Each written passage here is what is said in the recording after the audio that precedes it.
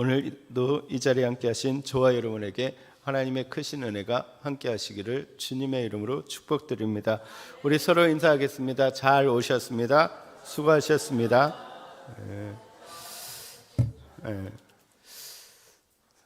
사실 저도 참 유혹이 있었거든요. 오지 말까? 다른 분에게 부탁을 하고 예배를 그냥 밑에서 그냥 드릴까라고 생각을 했는데, 근데 여러분들이 저를 참 많이 이렇게 붙잡아 주신 것 같아요. 그러니까 하나님께서 위로하시고 하나님께서 제 마음에 분명히 말씀을 주신 부분들도 있지만, 여러분들이 계셨기 때문에, 여러분들이 같이 기도해 주시고 위로해 주시고 함께 해 주셨기 때문에 내가 정신을 차린 것 같아요. 내가 누구인지. 예. 제가 분명히 저희 누님의 동생이기도 했지만 여러분의 담임 목사이고 또 이 자리를 예배를 인도할 목사이기 때문에 정말 그럼에도 불구하고 이곳에 와서 하나님의 말씀을 전하고 예배를 인도할 수 있는 힘을 주신 것 같습니다. 그래서 여러분들의 그 사랑과 위로가 너무 감사하고 또 그 위로 가운데 정말 힘을 내고 같이 이렇게 예배 드릴 줄 믿습니다. 그래서 너무 감사하고 어떻게 말로 표현할 수가 없는 것 같습니다. 사실 누님은 저에게 있어서 이제 어머니와 같은 그런 존재였거든요. 어떤 일이든지 같이 이렇게 이야기하고 도움을 주고 기도해주고, 그렇게 아픈 와중에 어떻게 보면 그 진짜 며칠 전에도 전화 와서 제가 그때 이제 건강검진 받았던 얘기를 했더니 그러더라고요. 괜찮아? 본인이나 걱정을 하라고 내가 그렇게 얘기를 할 정도로 그냥 어머니같이 챙기고 어머니같이 기도했던 그런 존재인 것 같아요. 근데 같이 이제 기도를 했지만 또 하나님께서 뜻이 있어서 이게 불러 주셨고 하나님 나라에 간 줄 믿습니다. 근데 그런 것 같아요. 우리가 어떤 죽음을 이렇게 생각할 때 저도 왜 하나님께서 나의 기도를 들어주시지 않고, 그리고 또 명색이 목사인데 제 기도를 들어주시지 않고 이렇게 회복시키지 않고 데리고 가셨을까라는 그 의문이 들기는 하는데, 우리가 생각해야 되는 것은 이게 사명이죠.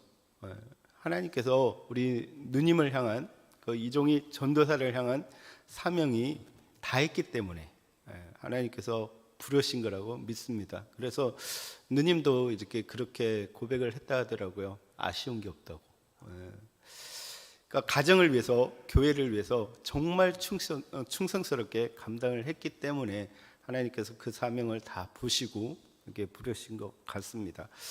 여러분, 우리가 어떤 부분에서 이해되지 않는 부분들이 분명히 있을 거고, 우리의 삶에 있어서 우리의 삶과 죽음의 문제에 있어서도 마찬가지지만, 여러분, 우리가 정말로 그리스도인으로서 하나님의 백성으로서 사명을 중심으로 우리가 바라볼 수 있는 우리가 되시기를 바랍니다. 그래서 우리가 어떤 순간에도 무너지지 않고 끝까지 우리는 그 사명을 위해서 끝까지 달려갈 수 있는 우리 모두가 되시기를 주님의 이름으로 축복드립니다. 다시 한번 너무 감사드립니다. 지금까지 우리는 위로와 격려가 왜 필요한지, 어떻게 격려하고 어떻게 위로할 것인지, 그리고 지난 시간은 그 위로하고 격려할 수 있는 힘과 근원이 어디에 있는지에 대해서 우리가 생각해 봤습니다. 그러니까 격려는 우리의 힘과 의지가 아닌 인내와 위로의 우리 주 예수 그리스도의 아버지 그 하나님, 그러니까 인내와 위로의 하나님과 그 인내와 사랑의 본을 보이신 예수 그리스도께 그 근원이 있다라고 말씀을 드렸습니다. 하나님과 그리스도로부터 오는 그 사랑과 위로하심, 그리고 그 격려가 충만해질 때 우리가 서로 위로하고 격려할 수 있는 것입니다. 이러한 은혜가 우리 가운데 넘치기를 주님의 이름으로 축복드립니다. 정말 우리 교회가 그 사랑이 있는 것 같아요. 그 먼 거리를 저 같으면 안 왔을 건데 근데도 한숨에 달려오셔가지고 우리 권사님들 얼마나 허리 아팠을까요? 그 스타렉스를 타고 안 봐도 진짜 근데 그럼에도 불구하고 달려오셔서 손을 꼭 잡으시고 그 모습 저는 그 위로가 어디에 나오냐면 바로 하나님과 예수 그리스도로부터 나온다라는 것을 말씀해 주고 있습니다. 이제 오늘은 서로 위로하고 격려하는 모델을 제시하고 있습니다. 물론 앞서 우리가 살펴본 것처럼 위로와 격려에 있어서 최고의 모델은 예수 그리스도이십니다. 그 예수 그리스도는 허물과 죄로 죽었던 우리를 살리셨을 뿐 아니라 낙심한 제자들 한 사람 한 사람을 찾아가서 만나주시고 그들로 다시 사명의 자리로 이끌어 주셨던 것처럼 지금도 보혜사 성령을 통해서 우리를 위로하고 격려하고 계심을 우리가 잘 알고 있습니다. 그렇기 때문에 그 사랑하고 격려하는 본은 최고의 본은 예수 그리스도가 되십니다. 네, 성경은 이러한 주님을 본받아서 서로 위로하고 격려하는 삶을 살아가는 여러 믿음의 선배들을 잘 보여주고 있는데 그 중에 한 분이 바로 오늘 본문에 등장하는 오네시보로입니다. 오늘 본문을 기록하고 있는 디모데후서는 사도 바울이 가장 마지막에 보낸 그런 편지입니다. 서신이죠. 네, 사도 바울이 이 편지를 쓸 때 그는 두 번째로 로마 감옥에 갇히게 됩니다. 그러니까 첫 번째 갇혔다가 풀려났다가 다시 갇히게 되죠. 근데 첫 번째 투옥 때는 가택연금 수준에 있었습니다. 그러니까 어떤 집에 갇혀 있는데 자유롭게 사람들을 만날 수가 있었다는 거죠. 근데 두 번째 감옥에 투옥되었을 때는 토굴 형식의 그 지하 감옥에 갇혀져 있었습니다. 그리고 사람들을 만나는 것에 대해서 제약을 두고 있었다는 것이죠. 특별히 그때 당시는 로마의 그 네로 황제가 다스리던 그 시대에 방화가 일어나게 됩니다. 그러니까 그 불이 큰 화재가 일어나게 되는데 네로가 그것을 일으켰죠. 근데 그것을 자기에게 책임 돌려지는 것을 막기 위해서 그 기독교인들에게 책임을 돌렸습니다. 그러니까 기독교에 대한 박해가 아주 극에 이르렀을 때라는 거죠. 그렇기 때문에 바울은 지금 그 감옥에 갇혀 있을 때 자기의 죽음을 직감할 수밖에 없는, 그러니까 죽음을 앞둘 수밖에 없는 그런 상황이었다는 거죠. 그래서 마지막으로 디모데에게 편지를 쓰고 있는 상황인데 그 상황에서 누구를 기억하느냐면 오네시보로 이 사람을 기억하면서 그의 집에 긍휼을 베풀어 주기를 하나님께 기도하고 있다라는 것이죠. 여러분, 마지막에 기억되는 사람, 그러니까 생의 마지막에 기억되는 사람, 얼마나 귀한 사람이겠습니까? 얼마나 그 인생에서 중요한 사람이겠습니까? 근데 그때 이 사람을 기억하게 되었다라는 거예요. 근데 사실 조금 우리가 넓게 본문을 보면 디모데에게 전하는 인사말 중에 복음으로 인한 고난을 두려워하지 말고 부끄러워하지 말라라는 명령을 내리고 있는데 그 명령 가운데 그 명령에 대해서 그러니까 부정적인 예와 긍정적인 예를 이야기하고 있는데 그 부정적인 예와 긍정적인 예를 이야기하면서 지금 부정적인 예로 들고 있는 것이 앞에 15절에서 부겔로와 호모게네를 이야기하고 있다는 거죠. 그러니까 이들은 복음으로 인한 고난을 두려워하고 부끄러워하는 예시로 들고 있다는 거예요. 이들은 복음에 대해서 부끄러워하고 그 고난을 당하는 것에 대해서 두려워해서 그 복음에서 떠난 사람이라는 거예요. 그런데 복음을 부끄러워하지 않고 고난을 두려워하지 않고 끝까지 복음을 지켜나간 사람이 바로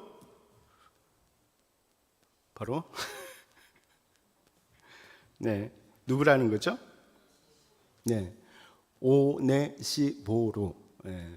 그러니까 오네시모라는 그 이름이 있지 않습니까? 우리가 잘 아는 그 누굽니까? 누군지 모르겠습니까? 누구죠? 오네시모로. 빌레몬이라는 사람의 종이었죠. 그러니까 빌레몬에게 바울이 편지를 보내면서 오네시모를 용서하라라고 말했죠. 그러니까 그 이름과 비슷한 오네시보로라는 사람이 있습니다. 그러니까 이름의 뜻은 비슷합니다. 유익한 자라는 이름의 뜻을 가지고 있습니다. 근데 사실 부겔로와 호모게네는 어떤 사람인지에 대해서는 그 본문이나 성경의 어디에도 잘 기록하고 있지 않지만 앞에 본문에서 표현하고 있는 것처럼 아시아에 있는 많은 성도들이 당시 일어난 박해로 인해서 바울 자신을 버린 일, 그러니까 바울을 배신한 일이 일어나게 되는데, 그때 그 무리 중에 어떤 지도자 역할을 감당하는 것이 바로 부겔로와 호모게네라는 거죠. 그러니까 그들은 그 바울에 대해서 바울이 고난당하고 고통당하고 있을 때 그를 떠난 사람이었다는 거예요. 근데 오네시보로는 그렇지 않은 사람이었다라는 것을 말해주고 있는 것입니다. 그러니까 부겔로와 호모게네는 바울의 복음에 대해서 열정과 헌신으로 그리스도를 영접하여서 에베소 교회의 지도자로 바울과 교회를 섬겼지만 박해가 심해지고 바울이 이제 어려움을 당하자 그를 떠나고 복음도 버린 채 이전의 모습으로 돌아가 버렸다는 거예요. 반면에 바울은 복음으로 인한 고난을 두려워하지 않고 부끄러워하지 않는 그런 긍정적인 예로 오네시보로를 들고 있다라는 것입니다. 그는 부겔로와 호모게네를 위시한 아시아에 있는 모든 사람들이 감옥에 갇힌 바울을 버리고 있는 상황 속에서도 바울이 전한 복음을 지키고 바울과 함께 했던 사람이라고 소개하고 있습니다. 그러므로 바울은 자신의 마지막 때에 그를 기억하면서 그의 집에 긍휼을 베풀어 주기를 기도하고 있고, 그리고 에베소 교회를 섬기고 있는 영적인 아들 디모데에게 이를 소개하고 있다라는 것입니다. 그러니까 다른 말로 하면 오네시보로는 바울에게 있어서 위로와 격려의 사람이었다라는 것입니다. 여러분들이 그런 사람이 되시기를 주님의 이름으로 축복드립니다.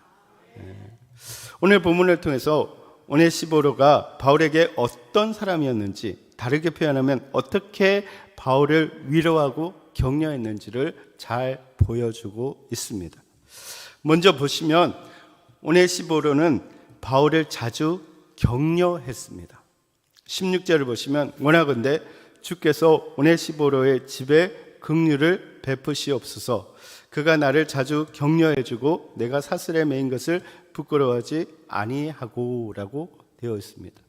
근데 보시면 오네시보로의 집에라고 되어 있습니다.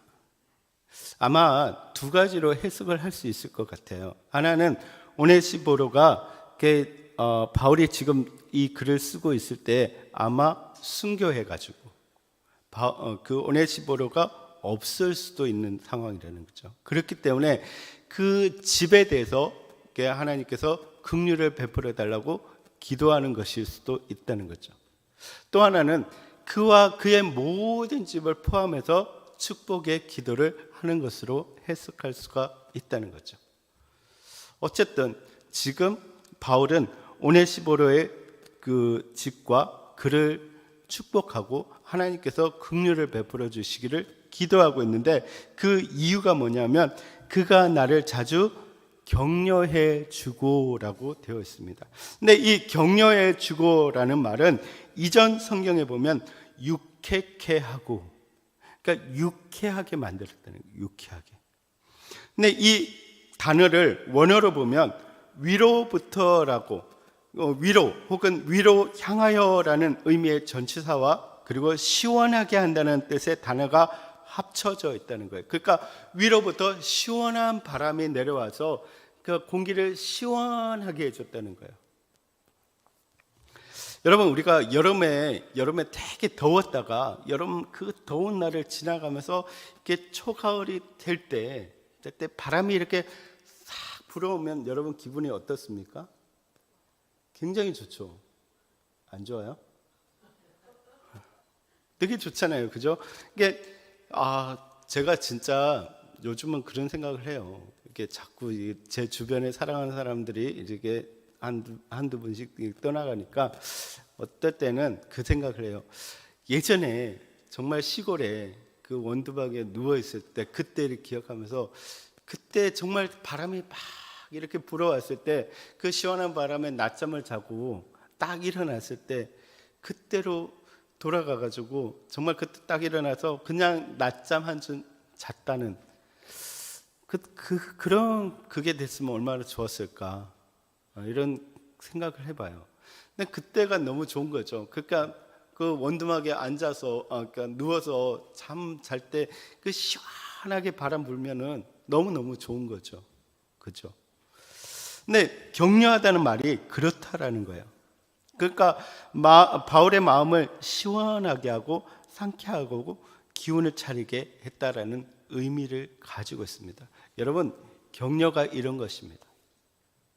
격려가 그 마음을 시원하게 만든다는 거예요. 그 마음을 상쾌하게 만든다는 거예요. 제가 어제 여러분을 볼 때 그런 마음이었어요. 나 아프고 힘든 마음, 그런 마음을 우리 성도님들의 얼굴을 보면서 마음이 시원해지는 거예요. 여러분, 서로에게 그런 존재가 되시기를 바랍니다. 서로의 얼굴을 보면 마음이 시원해지는 거예요. 오늘 그러셨습니까?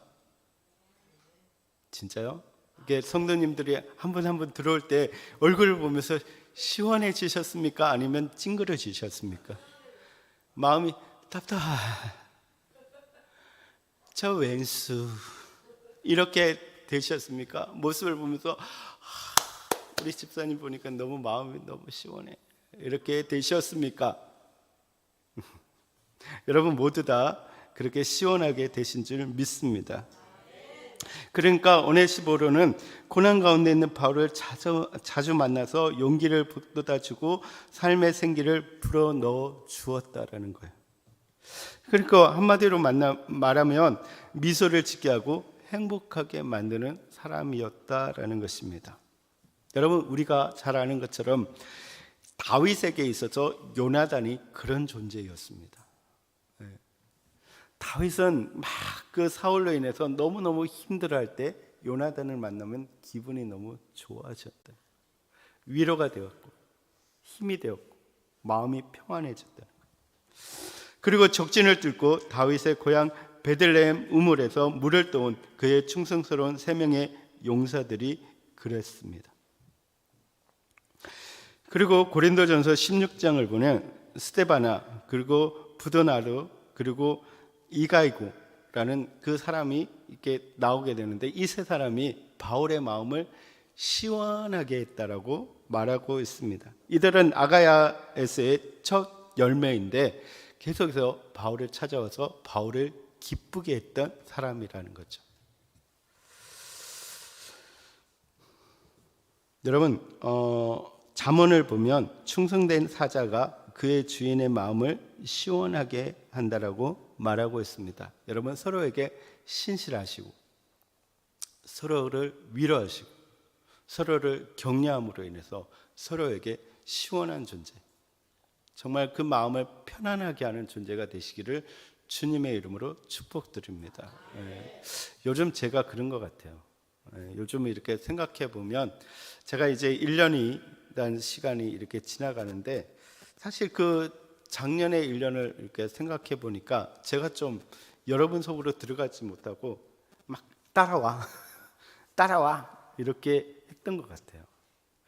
그래서 여러분을 보면 어떤 면에서는 기쁜데 어떤 면에서는 부담을 많이 가지고 있었던 것 같아요.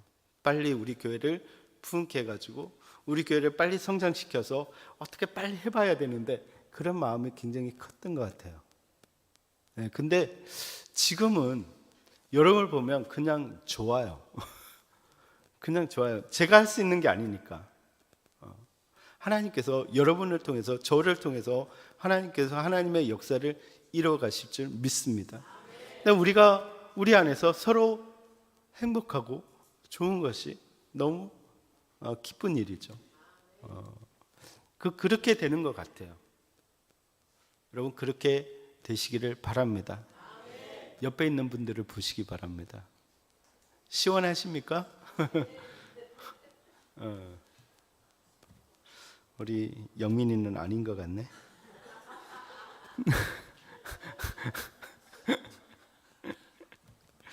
네. 다음으로 두 번째로 오네시보로는 바울이 사슬에 매인 것을 부끄러워하지 않았습니다. 계속해서 16절 하반절입니다.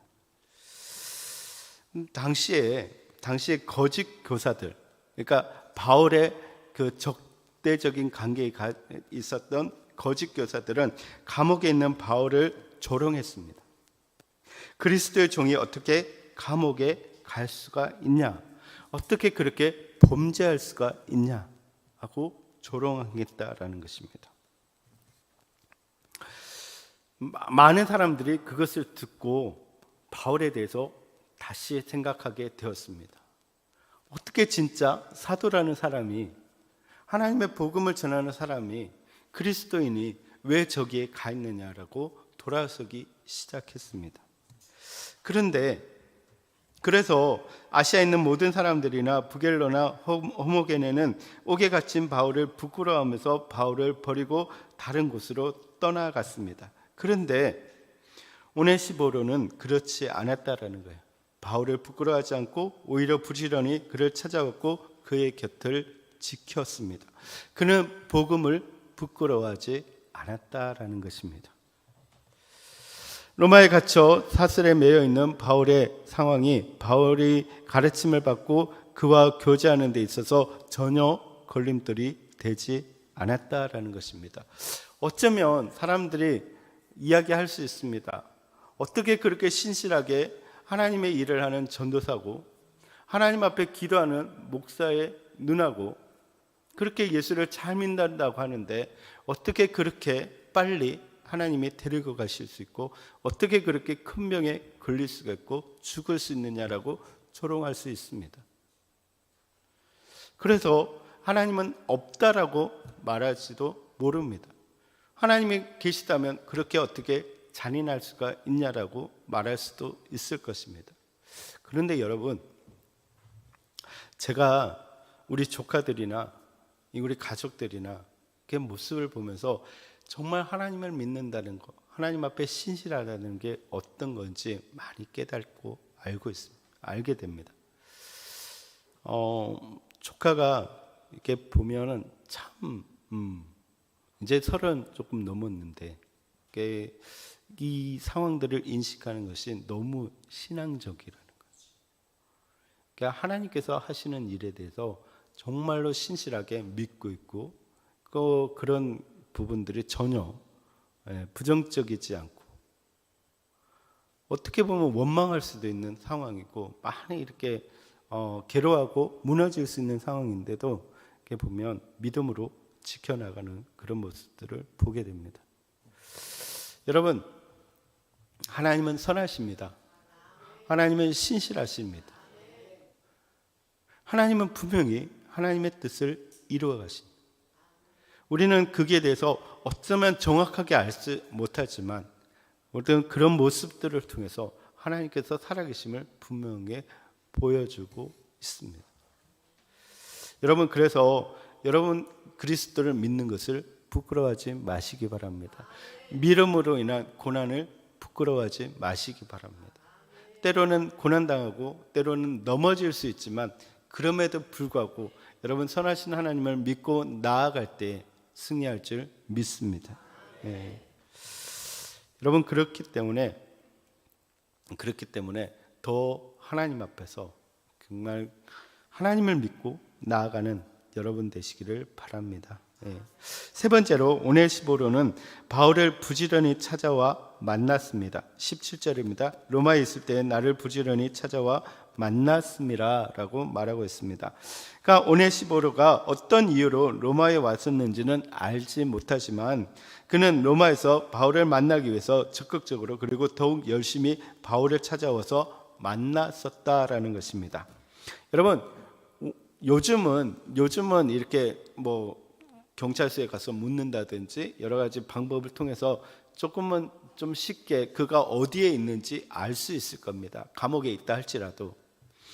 그런데 그 당시에는 감옥에 있는 죄수를 찾아 만난다는 것이 쉬운 일은 아닙니다. 그럼에도 오네시보로는 여러 가지 불편함을 무릅쓰고 또 바울을 찾아 만났다라고 이야기를 할 때에 자신도 그리스도인이라는 거, 그것이 밝혀지게 되고 그러므로 인해서 고통당할 수도 있고 순교할 수도 있는, 어쩌면 죽음을 각오해야 되는 그런 상황일지도 모르지만 그러한 여러 가지를 무릅쓰고 수고함으로 바울을 찾을 때까지 부지런히 애쓰고 힘쓰고 만났다라는 것입니다. 그는 자신에게 닥칠 고난과 죽음을 두려워하지 않고 바울을 찾아가서 만나고 위로하고 그와 교제를 나누었다라는 것입니다. 여러분, 우리에게 이런 모습이 필요하다라는 것입니다. 여러분, 우리 주변에 지금 보이지 않는 영혼들이 있을 겁니다. 여러분, 찾아가 만나시고 교제하시기 바랍니다. 그것이 위로와 격려가 됩니다. 네.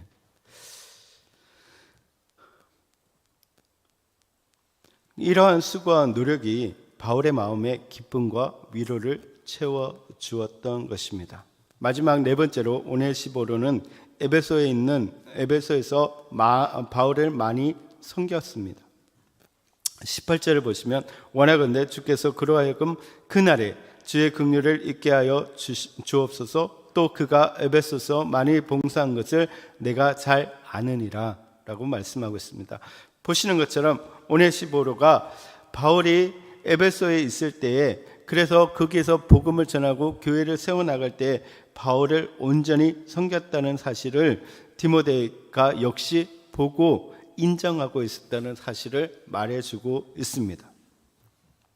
그러니까 오네시보로에 대해서 바울은 하나님의 긍휼하심과 그의 가정의 하심이 그의 가정에 임하기를 축복하고 있다라는 것입니다. 그러니까 여기서 봉사한다는 말은 뭡니까? 섬겼다는 거예요. 그러니까 목회자로서 바울을 계속해서 섬겼다는 거예요.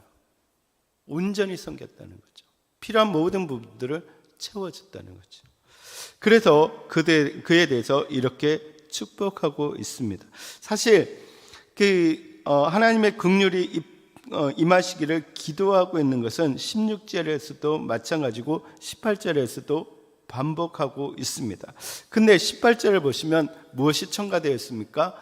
그날에라고 첨가되어 있습니다. 이것은 예수 그리스도께서 이 땅에 다시 오는 그날에, 그러니까 그렇다고 하면 예수 그리스도께서 재림하시는 그날에 이루어질 심판 가운데서 하나님의 긍휼하심을 잊기를 기도하고 있다는 거예요. 여러분, 예수님께서 이 땅에 오실 때는 반드시 마지막 심판이 이루어진다는 거예요. 그러니까 그날에, 마지막 심판이 이루어지는 그날에 하나님께서 이 오네시보로에게, 이름이 오네시모하고 비슷해가지고 보로에게 뭐가 임하기를? 긍휼이 임하기를. 하나님, 그를 돌아봐 주십시오. 제가 보증하는데 이 사람은 하나님을 잘 믿는 신실한 사람입니다. 저에게 시원한 존재입니다. 저를 위로했던 존재입니다. 저의 사역의 동력자입니다.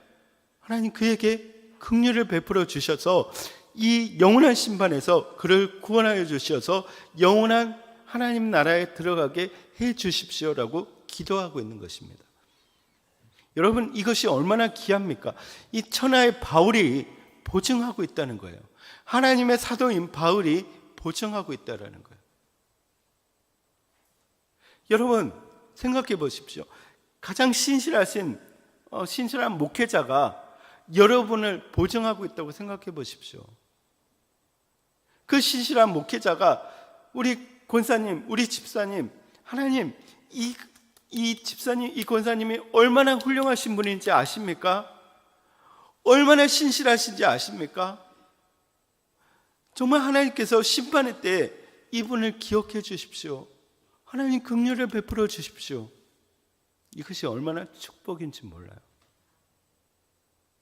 여러분, 서로에게 이런 존재가 되시기를 바랍니다. 서로를 위해서 기도할 때 하나님, 이 집사님이 얼마나 신실한지 모릅니다. 이 권사님이 얼마나 신실한지 모릅니다. 하나님, 정말 이 영혼을 하나님께서 책임져 주십시오. 이런 기도가 우리 안에 있어야 된다는 거예요.